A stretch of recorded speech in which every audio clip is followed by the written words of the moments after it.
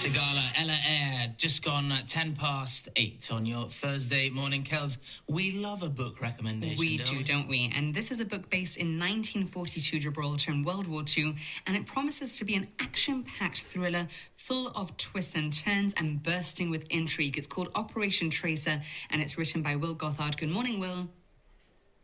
Hi, good morning. What an introduction. The book now needs to live up to it. Yeah, I'm sure it does. But I hope it does. It is full of twists and turns and murder and spying, and if I tell you any more, I'll probably have give to too much away. Oh wow, wasn't expecting that. So Will, why Gibraltar? Why this story? Well, actually, I found out about the story from Ash Mayer, a police officer in Gibraltar. And he gave me the idea of the story. He'd written something in the Surrey and Glaze about it. And as soon as he told me about it, I knew I had to write that book because it was just too good. I mean, without doing too many spoilers, I think that people in Gibraltar know about the Stay Behind Cave. And it was obviously the Admiralty's plan if the Germans invaded, the Axis forces, and how they would keep tabs on ship movements through the Straits, because had you lost the Straits in that time, you would have lost the Mediterranean in many ways, and then North Africa, and with North Africa potentially the war. So it was just too good. It was just too good. How much knowledge, Will, did you have of Gibraltar pre this idea, and then how much visiting and knowledge gathering did you have to do before putting pen to paper? Yeah, I did a lot. I love the research, maybe more than writing the book. The research is just fascinating. I mean, I had a lot of help from Philip Smith at the Gibraltar Museum and Ralph Capuro, local historian, and also the children of Dr. Bruce Cooper, who was the last remaining member of the actual Tracer mission, because it was the book is based on a real life mission, which was never enacted, but because the Germans never came. But the fun part of the research for me is going to Gibraltar, walking around and peering round corners and seeing who you can shoot from where you can shoot them. And, working out just looking at the detail, and getting the detail. That's a lot of fun. And so is researching things like being shot, I mean, I've never been shot, and most people haven't. So how does it feel to be shot? Because when you're in the point of view of a character, you want to know how they're feeling. And so you've got to get that right. And so I did a lot of research on that kind of thing. And also, I have a character who's being strangled, and I'm in that character's internal monologue. So, that was an interesting piece of research as well. Although my wife, she offered to help me with that piece. I was going to say, a lot of violent research. I don't know how worrying that is for those close to you. Well, you want to get these things right. Yeah, I think that, if you can... I think it brings the book to life. Mm-hmm. And one of the bits of feedback that I've had is that you really feel part of it and in it. And you feel about Gibraltar at that time. So I'm very happy with that feedback because I did a lot of work on that.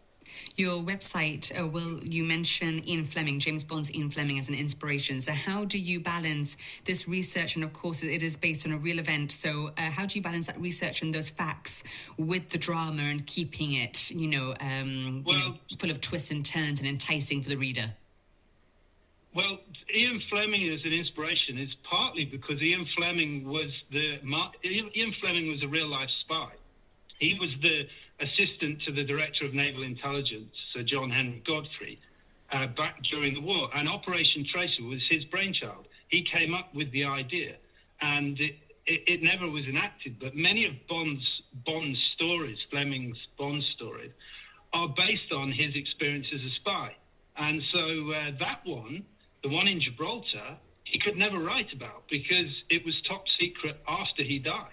And so it remained that way, and it remains that way today. Much of the true story is still sealed by MI6, and those files are not open because I know I've tried to get to them. So there's some things that still remain secret. Will, there's the old expression, don't judge a book by its cover, but let's face it, I do. Presentation is not, if not everything, a lot. and the cover of the book is beautiful. Thank you very much. But you know that old appealing. adage is actually... thank you very much. We did work hard on that cover.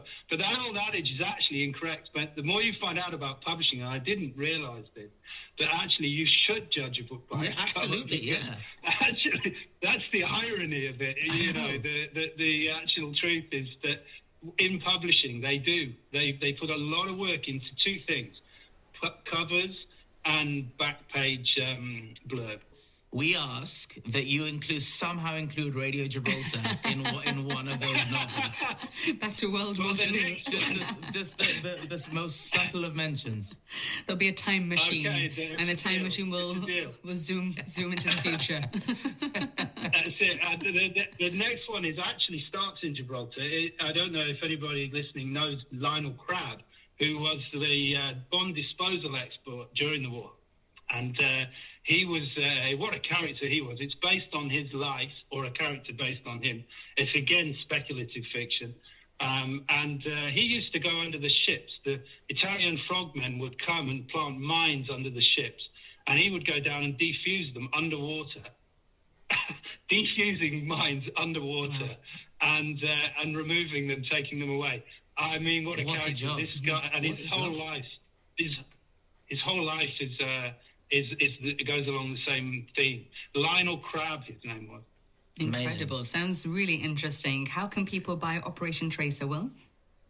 They can get it at the Heritage Trust bookshop or at BookGem, opposite Gibraltar International Bank.